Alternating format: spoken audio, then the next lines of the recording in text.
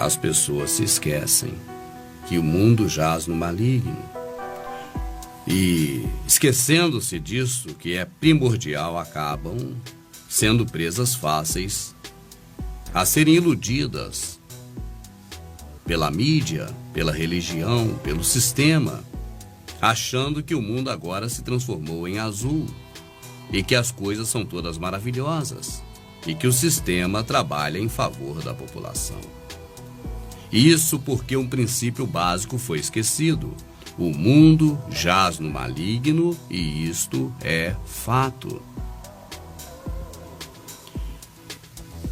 Quando você está atento à Matrix, quando você está desperto do engodo feito pelos agentes do mal que dominam este planeta, você vê mais claramente os fatos e você consegue, juntando os pontos, ter conclusões pessoais sobre coisas que ocorrem no planeta. E agora eu vou falar sobre o uso e o descarte. Isso é algo comum no meio Illuminati. Utilizam uma ferramenta e esta ferramenta, durante o tempo que está trabalhando a favor da engrenagem Illuminati, esta ferramenta é lustrada, cuidada, colocado óleo nela, é tratada para que ela dê mais resultados de acordo com aquilo que esta ferramenta se propôs a realizar em favor da engenharia Illuminati deste planeta. Mas no momento em que esta peça pode agora corroer outras peças da engrenagem e acabar estragando todo o projeto, simplesmente os senhores do mundo eliminam esta peça. Dentre este conceito, eu vou destacar um artista sensacional, Michael Jackson. Mais uma vez, Michael Jackson, que já foi tema de um DVD praticamente inteiro, volume 11 do Prepare-se, volta a ser assunto, porque com a passagem dos tempos as coisas vão se esclarecendo. E os familiares de Michael Jackson não abrem mão. Os familiares de Michael Jackson conhecem muito da vida dele porque conviveram com ele muito tempo. E declarações de Michael Jackson, até mesmo que vieram a público e se tornaram assustadoras com relação à denúncia de que os livros de história mentem, de que eles são uma farsa, de que existe uma conspiração por trás de tudo, além desses pequenos fragmentos de informações que foram pelo menos publicados na internet, não numa mídia de grande poder de alcance, não numa mídia convencional, mas apenas na internet. Estes fragmentos de informações tornaram conhecidos de alguns, e eles estão nos DVDs Prepare-se também. É claro que, além disso, Michael Jackson conversou muito com seus familiares. Sem dúvidas, falou muitas coisas para os familiares que não deu para falar em uma grande rede, em um grande evento, em um grande show. Mas antes que Michael Jackson viesse a abrir a boca e falar tudo isso para um grande público e ruir a engrenagem Illuminati e atrapalhar a nova ordem mundial, ele foi cruelmente assassinado. As informações recolhidas depois da morte de Michael Jackson, depoimentos dos familiares, deixam claro que Michael Jackson foi apagado, porque a luz da informação estava começando a brilhar, e isso poderia comprometer a engrenagem Illuminati e seus interesses nefastos com relação a seu filho, a sua filha, a sua família, a minha família, a nós todos. These will be my final show performances in London. This will be it. This is it. And when I say this is it, it really means this is it. Voluntary manslaughter, a felony, Dr. Murray. How do you plead? Your Honor, I am an innocent man. I therefore plead not guilty. Thank you. I truly feel that Conrad Murray is simply the fall guy.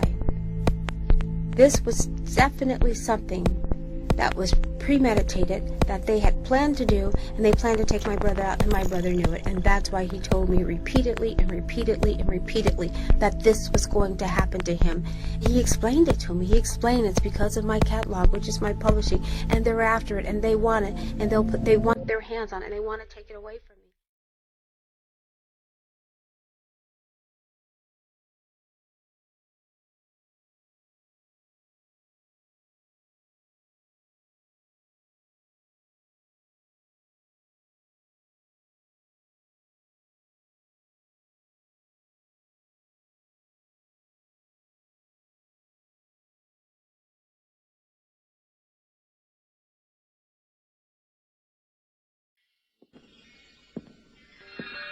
In a career spanning 4 decades, Michael Jackson left behind a musical legacy of 13 #1 singles, an estimated 750 million worldwide record sales, and a lifetime worth of $2 billion.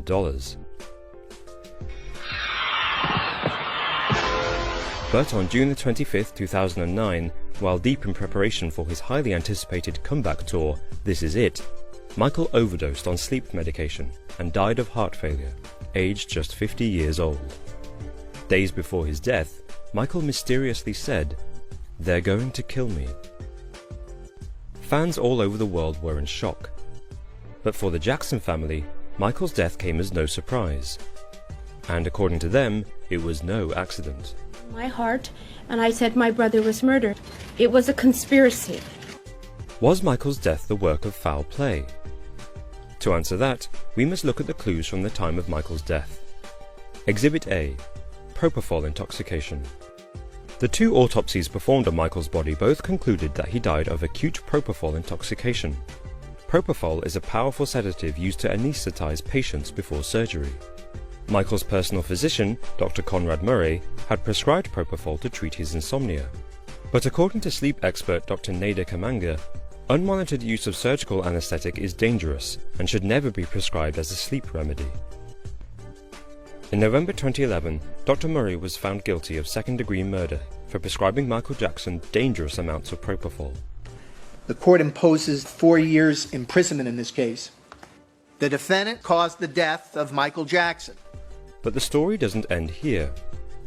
Dr. Murray may have killed through negligence, but Murray was hired by Michael Jackson's entertainment promoter, AEG Live. Was this an unfortunate medical mishap? Or did music moguls AEG have something to do with Michael's demise? Exhibit B: AEG Live. Michael had a long history of tensions with his bosses. Tensions between the pop star and his record label Sony were apparent at least a decade previous to his death, when Michael released this.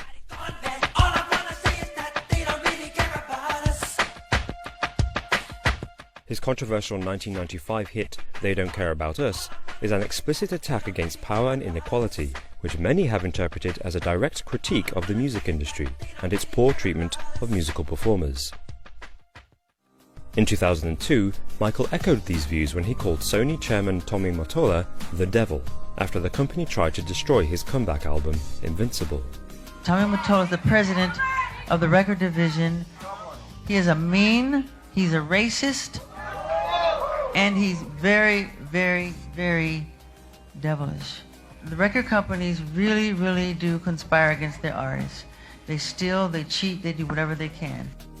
Michael had publicly outed the power and injustice of the music industry, and in June 2009, the story was the same. But this time, under heavy pressure to rehearse for his entertainment promoters AEG Live, Michael's health began to deteriorate rapidly. In 2013, Michael Jackson's family filed a lawsuit against AEG. The Jackson family lawyers argued that during the critical run-up to This Is It, AEG ignored Michael's deteriorating health and threatened Dr. Murray into pumping Michael with heavy sedatives, so that he could be rested for rehearsals. AEG contend that Michael had full control over his medication and is responsible for his own death. But propofol works within 40 seconds of administration, meaning that it would have been almost impossible for Michael to inject himself with a lethal dose of the drug. Exhibit C: The Night Before. They're going to kill me. Michael said these words in confidence to his son, Prince, and he was referring to the CEO of AEG Live, Randy Phillips. At Dr. Murray's trial in November 2011, Prince testified that the night before his father's death, Randy Phillips visited Michael's mansion while Michael was at rehearsal and aggressively threatened Dr. Murray.